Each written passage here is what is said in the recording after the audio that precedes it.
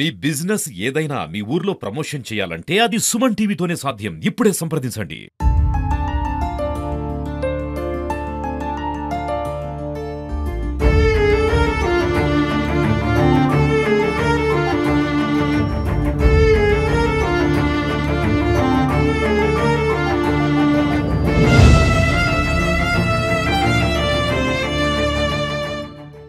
నమస్తే, నేను Prem. Welcome to Suman TV.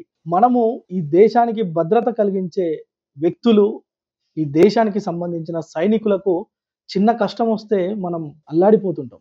ఏదైనా జరగరాంది జరిగితే క్రొవ్వొత్తులు పట్టుకొని బయటకు వస్తాం. అందరం సామూహికంగా నిరసన వ్యక్తం చేస్తాం. అందులో ఉదాహరణకు అభినందన్, మరొక వ్యక్తి సంతోష్, కల్నల్ సంతోష్ బాబు. పాకిస్తాన్ టెర్రరిస్టులతోటి పాకిస్తాన్లో బార్డర్లో జరిగిన ఘర్షణకు బలైన కల్నల్ సంతోష్ బాబు మరణిస్తే దేశం అంతా నివాళులర్పించిన సంఘటన చూసినాం. కానీ అలాంటి ఒక వ్యక్తిని మీ ముందుకు తీసుకొస్తున్న, చావలేదు కానీ చచ్చినంత పనైంది. ప్రస్తుతం దేశానికి, దేశ భద్రత కోసం ఎన్నో సంవత్సరాలు పనిచేసి జీవోత్సవంలా పడి ఉన్న ఒక వ్యక్తి గురించి తెలుసుకొని సుమన్ టీవీ ఈరోజు ఆయన కష్టాలేంది, ఎందుకు ఇలా ఉండాల్సి వచ్చిందో ఒకసారి తెలుసుకుందామనే ఒక ప్రయత్నం అయితే చేస్తున్నాం. ప్రజలందరికీ దేశ భద్రత కోసం పనిచేసిన వ్యక్తులు ఇంతటి దారుణ స్థితిలో ఉన్నారు ఈరోజు అని చెప్పడానికే ఈ యొక్క ఇంటర్వ్యూ చేస్తున్నాం. దేశ రక్షణ కోసం పనిచేసిన ఏఎన్ గోపాల్ గారు మనతో ఉన్నారు. నిజంగా కూడా ఆయన ఉండే ప్లేస్ ఇది. ఆ ప్లేస్ చూస్తేనే అరే ఏంట్రా ఇది పరిస్థితి అని అనుకుంటాం. ఒకసారి చూడొచ్చు, రూమ్ నిండా ఇతనే గోపాల్ పూర్తిగా ఇలా ఆక్సిజన్ పెట్టుకునే ఉంటుండు. దాదాపు కొన్ని సంవత్సరాలుగా అంతు చిక్కని వ్యాధితోటి బాధపడుతున్నాడు. లక్షలు ఖర్చు పెడుతున్నాడు, హాస్పిటల్ తిరుగుతున్నాడు, కానీ ఫలితం లేదు. ఫలితంగా లాస్ట్కు తప్పదు, బ్రతకాలి. ఎందుకంటే దేశానికి సేవ చేసిన వ్యక్తి కనుక చావలేడు, ధైర్యంతో బతుకుతున్నాడు. ఇంట్లోనే ఆక్సిజన్ సెటప్, ఇంట్లోనే మెడిసిన్ డబ్బాలు చూడొచ్చు. ఒక హాస్పిటల్లో ఉండే సెటప్ అంతా ఇక్కడ ఉంది. అసలు ఎందుకు ఈ పరిస్థితి వచ్చింది, అసలు ఈయన ఏం చేసిండ్రు, ఒకసారి మనం మాట్లాడే ప్రయత్నం చేద్దాం. నమస్కారం గోపాల్ గారు, బాగున్నారండి? మీ గురించి నేను అక్కడిక్కడ చెప్తుంటే విన్నా. దేశానికి కాపలాగా ఉన్న సైనికుడు ఈరోజు కేవలం ఇంట్లో బెడ్కే పరిమితమైండు, ఆక్సిజన్ లేకుండా బతకలేకపోతుండని విన్నా. అసలు ఏమైంది, ఎందుకు ఈ పరిస్థితి వచ్చింది? యాక్చువల్లీ నేను 3 ఇయర్ ఆసాంలో ఉన్నాను. ఆసాంలో నాకు ఆ వాటర్ తాగాను. వాటర్ తాగుకుంటే ఆ వాటర్ తాగితే నాకు అస్తమా వచ్చేసింది. అక్కడనే హాస్పిటల్ అడ్మిట్ అయ్యాను ఆసాంలో అడ్మిట్ అయితే ఆడ ఒక నెల రోజులు హాస్పిటల్ పెట్టుకున్నారు. అక్కడి నుంచి మళ్ళీ నేను తిరిగి వాపసు మళ్ళీ వచ్చేసాను. తిరిగి రాజమండ్రికి వచ్చేసాను. రాజమండ్రిలో 2-3 సార్లు అడ్మిట్ అయ్యాను. అక్కడెక్కడ అస్తమా, ఈ ఆయాసం తట్టుకోలేక చాలా కష్టం అవుతుంది నాకు. ఆ హాస్పిటల్లో ఉన్నప్పుడు మంచిగానే చూస్తుండే. అప్పుడు నేను విన్నర్లతో ఆడుతుంటే, విన్నర్లు ఆడేసి గోల్ఫ్ కూడా ఆడుతుంటే దీన్ని యూజ్ చేసుకుంటా. కానీ ఈ రోజులు ఆక్సిజన్, డాక్టర్లు గారు ఆక్సిజన్ కొనుక్కోవాలా, అది కొనుక్కోవాలా, ఇది కొనుక్కోవాలంటే ఒక ఆక్సిజన్ ఇప్పుడు కొన్న ఆక్సిజన్ బాక్స్ అట్లీస్ట్ 63,000 పెట్టుకొని మొన్న 2 ఆల్వేస్ పాడైపోయినాయి. అవి ఖరాబ్ అయిపోతే మళ్ళీ కొత్తది తెప్పించుకున్నాడు. ఆక్సిజన్ లేకుంటే బ్రీతింగ్ ఎట్లా వచ్చేదంటే విదిన్ బాత్రూమ్ పోనీ కాదు, బాత్రూమ్ పోనీ, యూరిన్ పోనీ కష్టమవుతుంది. ఇక్కడ నుంచి ఇక్కడ పోనీకి అలాగా నా పరిస్థితి ఉన్నది. ఆ తర్వాత నేను ఓఎన్జీసీలో 24 ఏళ్ళు సర్వీస్ చేశాను. నేను ఓఎన్జీసీలో నాకు ఆర్మీలకి బై ఆర్డర్ తీసి నాకు ఓఎన్జీసీలు ఇచ్చారు. ఓఎన్జీసీలో చైర్మన్ గారు, డైరెక్టర్, హెచ్ఆర్ డైరెక్టర్స్ చాలామంది ఆఫీసర్స్ ఉన్నారు. కానీ నాకు ఈ మెడికల్ బిల్లు పాస్ అయితే లేదండి. 3 లక్షల 4 లక్షల చిల్లర డబ్బులు మెడికల్ బిల్ నాది పెండింగ్లో ఉంది. ఆ మెడికల్ బిల్ పాస్ చేయడానికి ఎంతో మందితోని నేను రాజమండ్రిలో ఫోన్లో ఎంతో మందితో మాట్లాడుతుంటే ఇప్పుడైతుంది అప్పుడవుతుంది అన్నాను. ఇంతవరకు ఎవరు నాకు ఆ బిల్లు గురించి ఎక్కడుంది, ఏం సంగతి కూడా తెలియదు సార్ నాకు. బికాస్ నేను ఇక్కడ నుంచి ఇంట్లోకేనే బయటికి పోనీ కాదు. నేను ఎవరు సచ్చినా పోను, ఎవరి పెళ్ళిళ్ళు చుట్టాలకు కూడా బయటికి పోనీ కాదు. దయచేసి నాది రిక్వెస్ట్ ఏంటంటే, చైర్మన్ గారు, డైరెక్టర్స్ ఓఎన్జీసీలో నేను గోదావరి గోల్ఫ్ కోర్స్ డెవలప్మెంట్ చేశాను. ఒక గోల్ఫ్ కోర్స్ తయారు చేస్తే 20 కోట్లు 30 కోట్లు ఖర్చు అవుతుంది. ఆసాంలో కూడా గోల్ఫ్ కోచ్ తయారు చేశాను. ఆసాంలో గోల్ఫ్ నేర్పించాను అందరికీ. నేను కూడా ఆడాను. 24 ఏళ్ళు నేను. అయితే ఒక్క నిమిషం. అయితే ఇతను ఆర్మీలో ఒక క్రీడాకారుడు. దేశానికి భద్రత కల్పించే ఆర్మీలో కూడా వివిధ క్రీడలు ఆడేవాళ్ళు ఉంటారు. ముఖ్యంగా ఆర్మీలో గోల్ఫ్ ఆడుతుంటారు. అయితే ఈ గోపాల్ గారు గోల్ఫ్ ఆడేవాళ్ళు మొత్తం గోల్ఫ్ ఆర్మీ వాళ్ళకు పెట్టే గేమ్స్‌లో ఇతనికొచ్చిన పతకాలు దాదాపు వందల సంఖ్యలో పతకాలొచ్చినాయి. బంగారు పతకాలు, కాంస్య పతకాలు మనం చూస్తుంటాం. ఇప్పుడు ఒలింపిక్స్‌లో ఒక పతకం సాధించిన వాళ్ళకు దేశం ఎంతో గొప్పగా సన్మానిస్తుంది. కానీ ఆర్మీలో పనిచేసుకుంటూ గోల్ఫ్ ఆడి వందల పతకాలు సాధించిన ఇతని పరిస్థితి ఇలా ఉంది. దాదాపు మెడికల్ బిల్లులు పెండింగ్‌లోనే ఉన్నాయి. ఇలా ఎన్ని సంవత్సరాల నుంచి మీరు ఇలాగే ఉంటున్నారసలు? కనీసం ఇప్పుడు ఒక 6 సంవత్సరాల నుంచి ఇట్లనే ఉంటున్నాను. ఇంట్లోనే, బయటికి పోతలేను. ఇంట్లోనే ట్రీట్మెంటా మొత్తం? ట్రీట్మెంట్ ఎమర్జెన్సీకి నాకు ఏదైనా ప్రాబ్లమ్ వచ్చిందంటే, ఇన్ఫెక్షన్ అయితే నేను సన్‌షైన్ హాస్పిటల్ పోయి ఆడ వారం రోజులు అడ్మిట్ అయిపోతాను. లేకపోతే యశోదలో పోతాను. ఈ అపోలోలో పోయి అడ్మిట్ అవుతాను.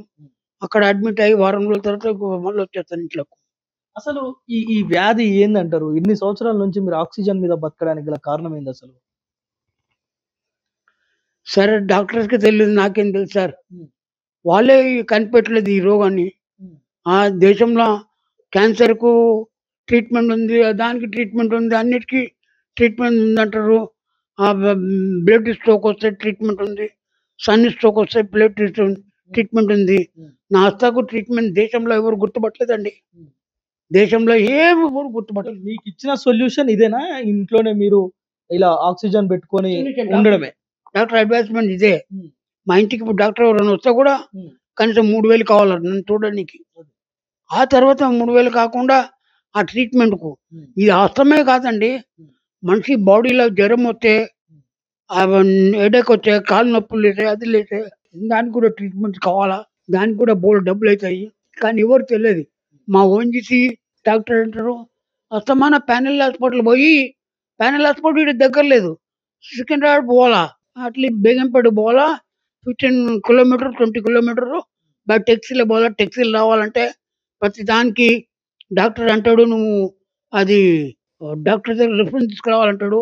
ఈడనేమో జ్వరం వచ్చి ఈడుంటే పక్కన డాక్టర్ దగ్గర పోయి తీసుకొస్తే మెడిసిన్ తీసుకుంటే నువ్వు ఇన్ని పైసలు ఖర్చు అవుతాయి. వాళ్ళు ఏమంటారు, నువ్వు బిల్ క్లెయిమ్ చేసుకోవాలంటే నువ్వు డాక్టర్ రిఫరెన్స్ తీసుకురావాలంటారు.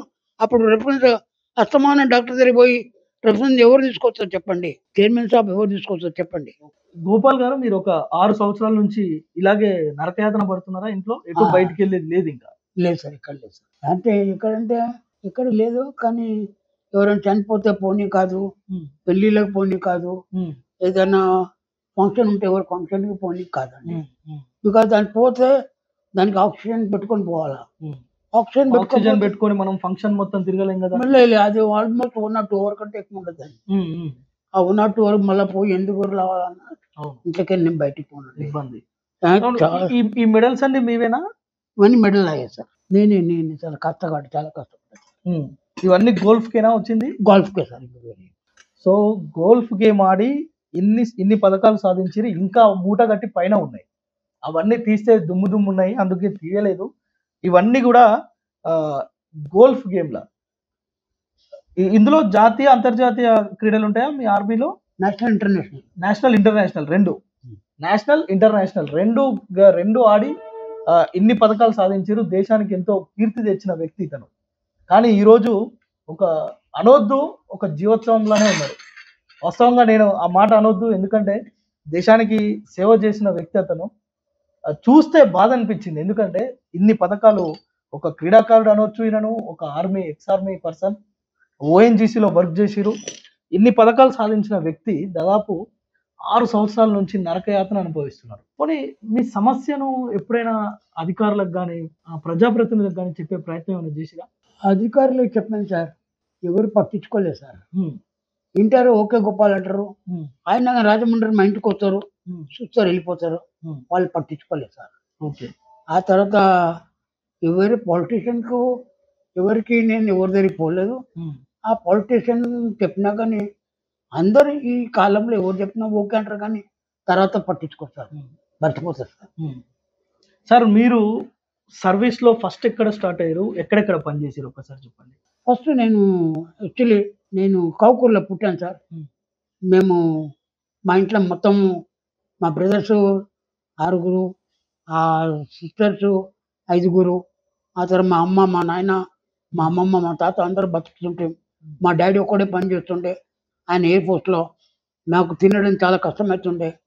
అన్నము ఆ రోజుల్లో గంజి గట్క అంబలి తాగి బతికినాము. దాంట్లో నేను ఏం చేశానంటే, నేను యాక్చువల్లీ 1954లో పుట్టినాను. 2 ఇయర్స్ ఎక్కువైపోతుందని స్కూల్ సర్టిఫికేట్లో సబ్మిట్ చేసి ఎమర్జెన్సీలో ఆర్మీలో భర్తీ అయిపోయాను. ఎమర్జెన్సీ టైంలో భర్తీ అయ్యారు. భర్తీ అయినాను. ఓకే. బికాజ్ అన్నం తిండి లేకనే ఆర్మీలో వెళ్ళిపోయాను. తిండి ఉంటే ఎవరు పోతారు ఆర్మీలో? ఎవరు పోరు. ఆ రోజులలో ఎవరు ఎవరు పోరు. ఈ రోజు యువత ముఖ్యంగా ఈ రోజు యువత దేశానికి సేవ చేయాలనే ఒక ఆలోచన ఉంది. కానీ ఆ రోజుల్లో వీళ్ళు చేసిన రోజుల్లో కేవలం ఎమర్జెన్సీ పరిస్థితుల్లో కొంతమంది యువతని అప్పుడున్న ప్రభుత్వాలు రిక్రూట్ చేసుకున్నాయి. అందులోనే తండ్రి కూడా ఎయిర్ ఫోర్స్ లో చేసిన అనుభవం ఉంది కనుక గోపాల్ గారు కూడా అలా వెళ్ళాము ఎమర్జెన్సీకి అంటున్నారు. అంతేనా? ఎమర్జెన్సీకి వెళ్ళాను సార్. బికాజ్ ఆ రోజుల్లో జాబ్ సమస్య కాదు, ఫుడ్ లేదా సార్. ఫుడ్ ఇంతమంది ఫుడ్ ఎక్కడ దొరుకుతుందని ఇంట్లో దొరకకపోతుండే. దాని గురించి ఆర్మీలో వెళ్ళిపోయి చాలా కష్టపడేసి నేను 15 ఇయర్లోనే నికాల్ రైఫల్తో కొడుతుండే. ఇన్స్ట్రక్టర్ లేపుతలేడని ఖచ్చితంగా కొడుతుండే. నేర్చుకున్నాము. మళ్ళా తర్వాత గోడ దూకుతుంటే, హెలికాప్టర్ నుంచి కూడా దూకుతుంటే, ఇన్ని చాలా చాలా కష్టపడి పైకి వచ్చాను. అల్టిమేట్లీ ఈ గల్ఫ్ లైన్లో వచ్చాను. గల్ఫ్ క్లబ్లో ఆఫీసర్ ఎంబడి తిరిగి ఆ బ్యాగ్ పట్టుకొని హెల్పింగ్ చేసి ఈ గోల్ఫ్ ఆడేసి నేను పైకి వచ్చానండి. ఫస్ట్ టోర్నమెంట్ ఢిల్లీలో ఆడాను సార్. ఢిల్లీలో ఆడితే నాకు 2 మెడల్ వచ్చినాయి. సిల్వర్ మెడల్ వచ్చినాయి, 2 గోల్డ్ మెడల్ వచ్చినాయి. ఆ తర్వాత army commander general OP Malhotra ఆయన 2,000 గోల్ఫ్ కిట్ ఇచ్చాడు. ఆ తర్వాత నాకు 60 బాల్ ఇచ్చాడు. రోజు ప్రాక్టీస్ చేయని army commander general OP Malhotra చెప్పాడండి. ఆయన చెప్పాడు. ఆ తర్వాత బాగానే ఇంప్రూవ్మెంట్ వచ్చింది. బాగానే ఆడాను. మళ్ళీ తర్వాత మా ఆఫీసర్ అందరూ బాగానే హెల్ప్ చేశారు. కానీ గోల్ఫ్లో ఏమి కావాలని ఏ ఆఫీసర్ అని చెప్పలే. నువ్వేమైనా చెయ్యి, నువ్వు పని చెయ్యి గ్రౌండ్లో. ఆ తర్వాత నువ్వు వాడు కోచింగ్ ఈ పని వాళ్ళు చెప్తుండే. కానీ నాకు మాత్రం నన్ను ఎవరు ఏమనకపోతుండే. ఏ పని చేసినా ఓకే అంటుండే. నెక్స్ట్ ఎక్కడ చేసిరు? మళ్ళీ తర్వాత నేను జలంధర్లో వెళ్ళాను, పంజాబ్లో. ఓకే. అమృత్సర్లో అక్కడ 3 ఏళ్ళు ఉన్నాను. అక్కడ నుంచి మళ్ళీ తిరిగి ఇక్కడ వచ్చినాను. ఈఎంఈ సెంటర్కి మళ్ళీ సికింద్రాబాద్ వచ్చాను. సికింద్రాబాద్ చేశాను. అక్కడ కూడా గోల్ఫ్ ఆడాను. Army commander lieutenant general Gauri Shankar ఎంబడి ఆడుతుండే గోల్ఫ్. ఆయన నాతో మంచిగా హెల్ప్ చేశాడు నాకు. అంటే ఆయన ఆఫీసర్ నడుపుతా ఏమని ఇచ్చేస్తుండే. నేను ఎవరిని ఏం అడగకపోతుండే. కైసో టీకే సాబ్ కుछ चाहिए नहीं साहब कुछ नहीं हमको नहीं चाहिए ఐఎమ్ హ్యాపీ అంటుండే. ఓకే. ఆర్మీలో ఉన్నారు కనుక మీరు అంత నిజాయితీగా ఉన్నారు ఆ రోజుల్లో అందరూ. మీతో పాటు చేసిన ఆ సమయంలో ఆర్మీ వాళ్ళంటే ఎంతో దేశభక్తి. మీరే కదా ఇప్పుడున్న తరాలన్నిటికీ పునాదులు వేసిన వాళ్ళు మీరంతా. కానీ మీరు ఈరోజు ఈ పరిస్థితిలో ఉండడం అనేది నిజంగా కొంత బాధాకరమైన విషయం. అయితే వీటన్నిటికీ ఎంత ఖర్చు అవుతుంది మీకు ప్రతి నెల? ఈ ఆక్సిజన్లు కావచ్చు, మెడిసిన్లు కావచ్చు. డాక్టరు మొన్న బిల్ పంపిస్తే వాళ్ళు అంటారు డాక్టర్కు 1000 రూపాయలు ఫీజు ఎందుకని ఆ మాట.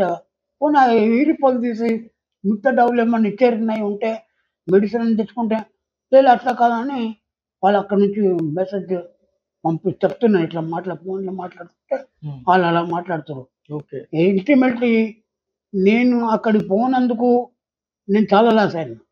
అక్కడ నేను మంచిగుంటే నేను వీఆర్ఎస్ తీసుకోకపోతుంటే నేను సంవత్సరము 12 లక్షలు 36 లక్షలు నేను 3 ఇయర్స్ వీఆర్ఎస్ ఇచ్చి కూర్చున్నాను. ఆ డబ్బు పోయింది, నా రెస్పెక్ట్ పోయింది, నా డబ్బు పోయింది. నేను మంచిగుంటే నేను ఎందుకు వీఆర్ఎస్ ఇస్తుంటుంటే నేను ఉంటుంటే మళ్ళీ ఆడుతుంటే. మీరు సర్వీస్ లో ఉన్నప్పుడు ఎంతమంది క్రీడాకారులను తయారు చేసి ఉంటారు ఆర్మీలో? ఆల్మోస్ట్ ఒక 150-100 మంది చేసినాం. 150 మంది క్రీడాకారులను ఆర్మీలో ఉన్న వాళ్ళను అంటే ఈ గోల్ఫ్‌కి ఎందుకు ఆర్మీలో బాగా ప్రయారిటీ ఉంటుంది? ఆఫీసర్ ఎక్కువ ఆడతారు సార్. హ్మ్. జవాన్లు ఎవరు లేరండి. హ్మ్. జవాన్లో ఇండియన్ ఆర్మీ జవాన్ నేను ఒక్కడినే హ్మ్. ఆడుతుంటే. ఆ తర్వాత జనాలు ఇంప్రూవ్మెంట్ అయ్యారు కానీ హ్మ్. అప్పుడు మాత్రం ఇండియన్ ఆర్మీలో ఎవరు లేకుండే. అయితే ఒక 150 మంది క్రీడాకారులను తయారు చేసింది మీరు ఆర్మీలో. ఎస్. యెస్. ఇంతసేపు మనం గోల్ఫ్ అంటున్నాం. అందరికీ మనకు చాలా మందికి కబడ్డీనో, ఖోఖోనో, క్రికెటో, వాలీబాలో అన్నీ తెలుసు. కానీ గోల్ఫ్ అంటే ఇది. ఇది గోల్ఫ్ బ్యాట్ అంటారా సార్ దీన్ని? గోల్ఫ్ స్టిక్స్ అంట. గోల్ఫ్ స్టిక్స్ అంటారు. ఈ స్టిక్స్ తోటే గోల్ఫ్ ఆడతారు. ఎక్కువ ఆర్మీలో వీటిని బాగా ఆడతారట. ఆఫీసర్స్ ఆడతారట. సో అందరూ జవాన్లు వాళ్ళ పని వాళ్ళు చేసుకునేది. జవాన్లల్లో ఉన్న ఏకైక ఆటగాడు, క్రీడాకారుడు ఈయననే. ఈయన ఆఫీసర్లతోటి ఆడి జాతీయ, అంతర్జాతీయ స్థాయిలో అనేక పథకాలు సాధించి దేశానికి ఎంతో పేరు తెచ్చిన ఒక వ్యక్తి, ఒక శక్తి అని చెప్పొచ్చు. కానీ ఈరోజు ఎంత దయనీయమైన పరిస్థితి అంటే అధికారులు పట్టించుకోవాలి ఇలాంటి వాళ్ళను. ప్రజాప్రతినిధులు కూడా ఎవరెవరికో సాయం చేస్తుంటాం, అనేకమైన హామీలు ఇస్తుంటాం. కానీ ఇలాంటి వారి సమస్యలు తెలుసుకొని వారిని పరిష్కరించాల్సిన అవసరం ఉంది. నిజంగా ఇక్కడున్న వాళ్ళు కొంతమంది మా టీంకి సుమన్ టీవీ బృందానికి చెప్తే అసలు ఏంటి ఆర్మీ ఇలా ఉండడం ఏంటి, అసలు ఏమైంది, కేవలం ఈ రూమ్‌కే పరిమితం అయి ఉంటాడు ఆయన అని చెప్తే దోలాడుకుంటూ వచ్చినాం బొల్లారంకి. ఈయన ఇంట్లోనే ఉన్నాం ప్రస్తుతం. సో ఈయనతో మాట్లాడుతా ఉంటే అరే కొన్ని సంవత్సరాల నుంచి ఆక్సిజన్ మీద బతకడం ఏంది, దేశానికి సేవ చేసిన వ్యక్తి ఆక్సిజన్ వీటితోటే మొత్తం కూడా జీవనం సాగిస్తున్న పరిస్థితి. సో ఇంకా ఏంటి గోపాల్ గారు, మీరు సర్వీస్‌లో ఇంత పని చేసి ఇంతమంది క్రీడాకారులను తయారు చేసి ఇన్ని పథకాలు సాధించినా కానీ మీకున్న ఆఫీసర్లు కావచ్చు వాళ్ళు ఎవరు అంటే మీకు ఈ హెల్ప్ చేయలేదా ఈ రకంగా? సరే హెల్పింగ్ అన్న టైంకు సరే మళ్ళీ వస్తామని వెళ్ళిపోతారండి. హెల్పింగ్ నేను ఇంతవరకు అడగలే కూడా ఎవరిని. నాకు సాయం చేయని హెల్ప్ చేయని అడగలేదు. నేను అడగను కూడా సార్. నేను అడగను కూడా. నాకు హెల్ప్ చేయాలని నేను ఏం అడగాలి సార్? సార్ 10 రూపాయలు ఇవ్వనాలి కదా, నేను 100 రూపాయలు ఇవ్వమని అడగలను. నేనేం అడగాలి సార్? నేనేం అడగాలి సార్? నా హెల్త్ ఇట్లా ఉన్నది, సరే మా డాక్టర్ని నేను అడుగుతుంది సార్. వాళ్ళు ఏమంటారు, ఉండు ఇంకొకరు అదే బ్లడ్ టెస్ట్ చేస్తాము, హార్ట్ టెస్ట్ చేస్తాము, యూరిన్ టెస్ట్ చేస్తాం, అన్నీ టెస్ట్లు మాట్లాడతారు. వారాలు పెట్టుకుంటారు. బిల్ అయిపోయినా బిల్ కట్టేసేది వెళ్ళిపోవాలంట. అయితే సార్ మీరు ఆర్మీకి వెళ్ళారు, బాగానే ఉంది ఎమర్జెన్సీలో. ఈ గోల్ఫ్ ఆడాలని ఎందుకు అనిపించింది మీకు అసలు? ఇది ఇక్కడ ఇండియన్ ఆట కాదు కదా, మన వాళ్ళంతా ఫుట్బాల్, వాలీబాల్ అలాంటి ఆటల మీదనే ఎక్కువ. హాకీ మన దగ్గర హాకీ మీద దృష్టి పెడతారు. కానీ మీరు ఈ గేమ్ ఎట్లా అసలు మీకు వచ్చింది, ఎలా నేర్చుకున్నది ఇది? ఆర్మీలో ఆఫీసర్ గోల్ఫ్ ఆడుతుండండి. ఓకే. వాళ్ళ బ్యాట్లు పట్టుకొని వాళ్ళ ఎంబడి నడుమంటుండే. వాళ్ళ ఎంబడి పోతుంటే ఇట్లనే రోజు పోతుంటే ఈ గేమ్ కొడతారా అని నేను కొట్టి చూస్తుంటే అప్పుడు అని లేనప్పుడు నేను కొట్టి చూస్తుంటే నేను బాగా కొట్టినాను. నేను రోజు ఇదే ప్రాక్టీస్ చేస్తానని అప్పుడప్పుడు దొంగతనం కొడుతుంటే కొడుతుంటే నాకు అలవాటు అయిపోయింది. సార్ मैं ये गेम खेलूंगा मैं అన్నా. ठीक है प्रैक्टिस कराను. ప్రాక్టీస్ కరాను. నేను ప్రాక్టీస్ చేస్తుంటే నేను ఈ గేమ్ క్లిక్ అయిపోయినా. ఈ క్లిక్ అయిపోయి 76లో ఢిల్లీలో ఫస్ట్ వచ్చాను. 2 గోల్డ్ మెడల్ ఎక్కాను. జనరల్ ఓపీ మల్లిక సదన్ కమాండ్ పూణే ఆయన పిలిచి ఆర్మీ కమాండర్ 2 గోల్డ్ సెట్ ఇచ్చాడు. 2000 ఆ తర్వాత 60 బాల్ ఇచ్చాడు ఢిల్లీ ప్రాక్టీస్ చేయమని. జనరల్ ఓపీ మల్లిక ఆర్మీ కమాండర్ చాలా పెద్దోడు. ఆయన నాకు 2000 ఆ రోజులు ఇచ్చిండు గోల్ఫ్ కిట్ అంటే చాలా గ్రేట్. అది ఆ సెకండ్. ఇది ఇండియన్ గేమ్ ఏనా సార్? ఇది ఇంటర్నేషనల్ గేమ్ అండి. ఇంటర్నేషనల్ గేమ్ ఓన్లీ మన దేశంలో ఈ గేమ్ కు అంత వాల్యూ లేదంటే ఏం లేదంటే ఆ కరెక్ట్ టోటల్ ఈ గేమ్ ఎట్లా గుర్తుపట్టాలి, ఎట్లా చేయాలని అది లేదు. ఎట్లా కష్టపడాలా, ఇది కష్టపడకనే ఈ బాల్ నాకు ట్రాఫీ కావాలని జనాలకు అట్లా ఉందండి. నువ్వు ఆల్మోస్ట్ 5 hours 6 hours కష్టపడితేనే బాగా కష్టపడి ప్రాక్టీస్ చేస్తేనే నువ్వు ఏదంటే అది అచీవ్మెంట్ చేస్తావు. ఉమ్, నువ్వు కష్టపడకుంటే ఏది పని కాదు. ఉమ్. అంటే ఈ గేమ్ లో అచీవ్మెంట్స్ ఉంటే మంచి ప్రైజ్ ఉంటుండేనా, మంచి మంచి బహుమతి మంచి మంచి మంచి డబ్బు వస్తుంది సార్. ఎట్లా? ప్రొఫెషనల్ గోల్ పడతాయి. ఉమ్, ప్రొఫెషనల్లో మనీ ఉంటుందండి. అచ్చా. ఫస్ట్ ప్రైజ్కు ఇప్పుడు విశాఖపట్నం టోర్నమెంట్ జరుగుతుంది సార్. ఉమ్. నెక్స్ట్ టోర్నమెంట్లో విశాఖపట్నంలో 2 కోట్లు praise first prize first prize 2 కోట్ల. 2 కోట్లు. ఆల్ ఓవర్ ఇండియాలో ప్రొఫెషనల్ ఆడడానికి వస్తారు. అచ్చా, ఓకే. సో అయితే ఇప్పుడు మీరు మీకున్న హెల్త్ ప్రాబ్లం కావచ్చు, ఇంకేమున్నాయి మీకు ప్రాబ్లమ్స్? అసలు మీకు ఆర్మీ నుంచి ఏమొచ్చినాయి? ఆర్మీలో రిటైర్మెంట్ అయితే మీకు కొన్ని బెనిఫిట్స్ వస్తాయి కదా? లేదు, నాకేం బెనిఫిట్ లేదండి. ఏం లేదా? ఆర్మీలో ఏదో ల్యాండ్స్ ఆర్మీలో ఇస్తారు, అలాంటివి ఉంటాయి ఆ కదా? ల్యాండ్ నాకు president of India Fakhruddin Ahmed um, 1975-76లో ఈఎంఈ గోల్ఫ్ కోర్స్లో రాష్ట్రపతి భవన్లో ఇక్కడ బొలారం రాష్ట్రపతి భవన్లో ఉంటుండే. ఉమ్, ఆయన గోల్ఫ్ ఇంట్రెస్ట్ ఉండే. ఉమ్, ఆయన గోల్ఫ్ నేను ఆయన నెంబర్ ఆడుతుంటండి ఉమ్, 75-76లో. ఓకే. ఆయనకు ఆడుతుంటే ఆయన తర్వాత వాళ్ళ కొడుకు బహదూర్ మియా ఉండే.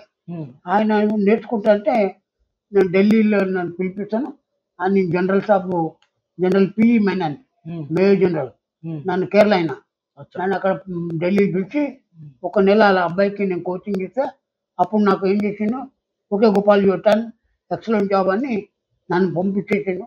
ఉమ్, నా వెనకలే ఈ లెటరు నాకు కలెక్టర్ ఇచ్చిన లెటర్ ఇది. ఉమ్, కలెక్టర్ మెమో ఇచ్చిండు, నీకు 5 ఎకరాల ల్యాండ్ పంపిస్తామని ఆర్డర్ వచ్చింది ఆర్మీ నుంచి. ఉమ్, ఈ 5 ఎకరాల ల్యాండ్ ఇవ్వని ఇస్తే మెమో నాకు పంపించారు పోస్ట్లో. ఓకే. అప్పుడు నేను సర్వీస్లో ఉన్నాను. అచ్చా. సర్వీస్ రిటైర్డ్ అయినాక ఇస్తానని ఉమ్, చెప్పారు. రిటైర్డ్ అయినాక తిరిగితే ఆ కలెక్టర్ గారు ఇయ్యాలగా రేపు అని పంపించేసి మీకు ఇప్పటివరకు రాలేదా? దీని తాలూకాకు సంబంధించిన 5 ఎకరాలు రాలేదా? రాలేదు. రాలే. బా, ఎంత దారుణం. అంత డబ్బు అడుగుతారు సార్. ఉమ్, దేనికైనా డబ్బు అడుగుతారు, ఉమ్, తీసుకుపోయే డబ్బు అడుగుతారు, ఉమ్, ఆడ సైకిల్ పెట్టడానికి డబ్బు అడుగుతారు. ఉమ్, కలెక్టర్ ఆఫీస్ దగ్గర కూడా ఉమ్, ఉమ్, డబ్బు అంటే మేము మాకేమవుతుంది సార్ డబ్బు. ఉమ్, ఆ రోజులు మేము చారన్న 4 బోండాలు వస్తుండే. ఉమ్. ఏం సార్ ఇప్పుడు చారన్న అంటే తెలియదు చాలా మందికి. చాలా మంది ఈ గోల్ఫ్ ఆట ఎలాగో తెలియదు, చారాని అంటే కూడా ఈ రోజు చాలా మందికి తెలియదు. చారన్న ఏకన్నా దోవని మేము బతికినాం సార్. ఉమ్, చాలా వాల్యూ ఉంది సార్. అవును. 1 పైసకు ఇన్ని మొంపల్లీలు వస్తుండే. ఆ, మొంపల్లి జేబులు వేసుకొని ఊపుతుంటాం సార్. అచ్చా. సో మరి దీన్ని అధికారుల దృష్టికి తీసుకెళ్తే ఫలితం లేకుండా పోయిందా? చాలా మంది చెప్పాను సార్ నాకు గురించి, ఉమ్, ఇట్లా ఈ ల్యాండ్ వచ్చింది సార్ నాకు హెల్ప్ చేయరు సార్ అంటే, ఉమ్, సార్ చూద్దాం అని అన్నారు సార్. ఉమ్, మన ఈయన పేరేం సార్, ఈ ఎమ్మెల్యే ఇప్పుడు లేడు ఎమ్మెల్యేకు, ఉమ్, ఆయన కూడా చెప్పినాను సార్. ఉమ్, ఆయన కూడా పట్టించుకోలేదు సార్. ఉమ్, అంటే నా దృష్టిలో ఏముందంటే సీఎం గారిని నాకు చాలాసార్లు నేను కలవాలనుకున్నాను. ఉమ్, ఆ, ఈ కేసీఆర్ గారిని గడవాలనుకున్నాను, కేటీఆర్ కలవాలనుకున్నాను. ఉమ్, కానీ నేను ఇంకా ఏం మిషన్ కలవలేదు. ఉమ్, ఇప్పుడు సీఎం గారు రెడ్డి గారు ఐ థింక్ నాకు ఏమనిపిస్తుందంటే ఆయనతో కలిస్తే నాకు ఏదైనా హెల్ప్ చేస్తాడేమో నాకు ఆశ, అంతే. బా, ఇంకా ఆశ ఉందా మీకు? దొరుకుతుందని ఆశ ఎవరికైనా ఉండదు. ఈ రోజు సుమన్ టీవీ ఎందుకు అంటే ఇంతటి సమస్య ఉంది. ఈయన పెద్ద పెద్ద సైనికులకు గోల్ఫ్ నేర్పిస్తే అప్పుడు రిటైర్మెంట్ సమయంలో ఈయనకు గిఫ్ట్ లాగా ఒక 5 ఎకరాల భూమికి సంబంధించిన పట్టా ఇది ఆ రోజే ఇది రంగారెడ్డి డిస్ట్రిక్ట్ కలెక్టర్ కి అక్కడ నుంచి పంపించారు. కానీ ఈ రోజు వరకు కూడా ఎన్ని సంవత్సరాలు అవుతుంది సార్ ఇది? దాదాపు 82లో వచ్చిందా ఇది మీకు? కరెక్ట్, 82లో వచ్చింది ఈ పట్టా. మీరు రిటైర్డ్ అయినాను. 82లో మీరు ఆఫీసర్స్ నేర్పిస్తే వచ్చిందా ఇది? ఆయనకు నేర్పించిన 75-76లా అప్పుడు అధికారులు ఇచ్చిరు. కానీ కలెక్టరేట్ కి వెళ్తే కూడా సైకిల్ పార్కింగ్ దగ్గర ఆఫీసర్లను కలిస్తే డబ్బులు అడుగుతున్నారు సార్. మేము బతకలేక దేశానికి సేవ చేస్తే దీని పైరవికి పోతే కూడా, అంటే ఇది నాకు వచ్చిన ఏదైతే హక్కు ఉందో ఈ హక్కు పత్రాన్ని చూపించి 5 ఎకరాలు ఇవ్వండి సార్, గవర్నమెంట్ నుంచి నాకు రావాల్సింది ఇవ్వండి అని అడిగితే కూడా వీళ్ళు డబ్బులు అడుగుతున్నారు సార్. దీన్ని చేయటం బంద్ చేసిన. ఇప్పుడు రాష్ట్ర ముఖ్యమంత్రి రేవంత్ రెడ్డి గారు కనీసం నాలాంటి వాళ్ళు ఇంకా ఎవరైనా ఉన్నారో లేరో కూడా తెలియదు, ఒకసారి ఆయనను కలిసే అవకాశం వస్తే ఈ 5 ఎకరాలు లేదంటే ఎంతో ప్రభుత్వం ఏదైనా సహాయం చేస్తుందేమని ఇంకా ఆశగా చూస్తున్న వీర సైనికుడిన. ఎందుకు కల్నల్ సంతోష్ బాబు గురించి మాట్లాడినా అంటే దేశ సరిహద్దుల్లో జరిగిన ఘర్షణకు బలైండు కల్నల్ సంతోష్ బాబు. ఆయనకు గతంలో ఉన్న ప్రభుత్వం ఆయన భార్యకి ఉద్యోగం, జూబ్లీ హిల్స్‌లో ఆయన బంజారా హిల్స్‌లో ల్యాండు, కుటుంబానికి ఎన్నో సదుపాయాలు కల్పించారు. కానీ ఎంతోమంది దేశ రక్షణ కోసం పనిచేసే క్రీడాకారులను తయారు చేసిండు, జవాన్లను తయారు చేసిండు. 200 మంది క్రీడాకారులు అంటే ఆర్మీలో నాట్ ఏ జోక్.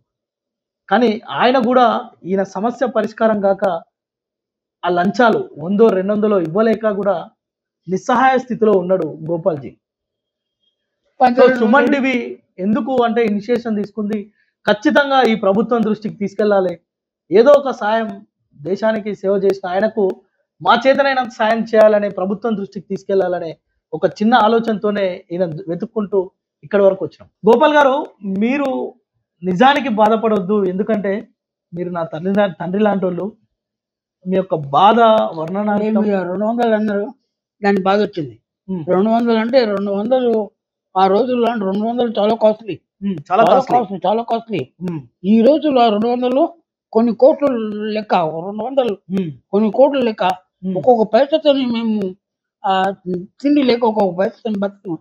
ఓకే, తిరిగిన వాళ్ళం మేము. అది దానికి నాకు ఫీలింగ్ అవుతుంది. 200 అడిగిన వాళ్ళకి నేను 200 అయితే నేనేం తింటాను, నా ఫీలింగ్. అదే సార్, ఇప్పుడు మీరు ఉన్నప్పుడు ఆర్మీ ఎట్లా ఉండే, ఈ రోజు పరిస్థితి ఎట్లా ఉంది? ఎందుకంటే మీ అబ్బాయి కూడా అందులోనే ఉండని మీరు చెప్పారు ఇలాగ. ఈ రోజు ఎట్లా ఉంది, మీరు ఉన్నప్పుడు ఎట్లా ఉండే సార్ ఆర్మీలో? సార్ మేము ఉన్నప్పుడు ఆర్మీ చాలా స్ట్రిక్ట్ ఉండే సార్.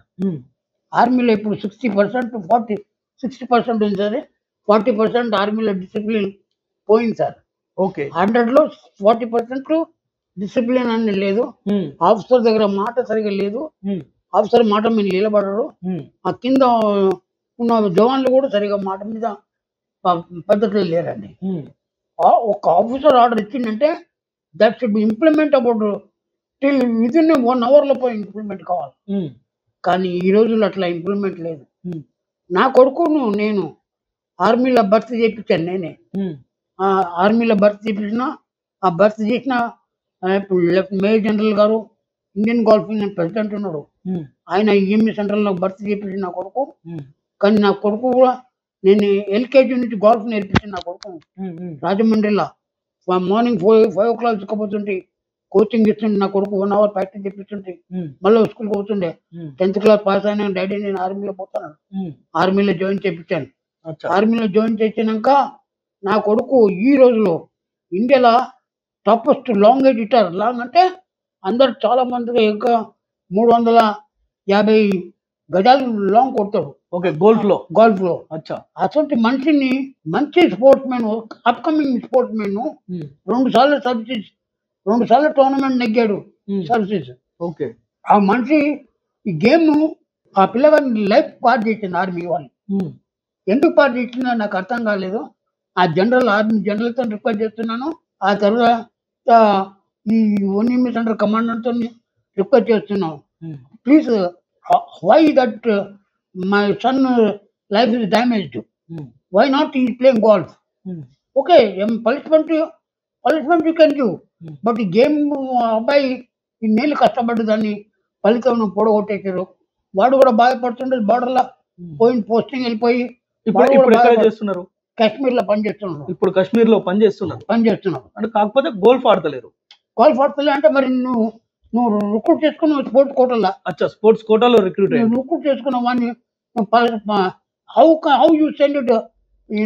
అందులో ఆర్మీలో కూడా ఇలాంటి అవకతవకలు జరిగింది. బికాస్ ఆఫ్ నేను ఒక మనిషిని, కౌకూరులో ఉన్న మనుషుల్ని చాలా మంది నేను ఆర్మీలో భర్తీ చేశాను. సర్వే వాళ్ళలో దీంట్లో ఎంఎస్లో అందరినీ జాబ్ పెట్టించాను. కానీ నా కొడుకు గురించి ఒక కౌకూరులో ఒక అబ్బాయి, వాని పేరు వైఎన్ మల్లేష్. వాడిని నేను భర్తీ చేశాను. వాడిని భర్తీ చేస్తే వాడు ఏం చేసిండంటే మా అబ్బాయితో గేమ్ ఆడిండు. బికాజ్ నేను ఇక్కడ లేను, నేను రాజమండ్రిలో నా అబ్బాయి ఆయన దగ్గర ఉన్నాడు. ట్రైనింగ్లో దీంట్లో మోసం చేసి నా అబ్బాయి పాలిటిక్స్ చేసి, ఆ తర్వాత బటరింగ్ మా అబ్బాయి చేయకుండా వాడిని పనిష్మెంట్ పంపించాం. వాడు జైపూర్లో ఉండే మా అబ్బాయి టీంలో ఉండే, స్పోర్ట్స్ టీంలో. అక్కడ నుంచి అస్సాం శ్రీనగర్ పంపించారు.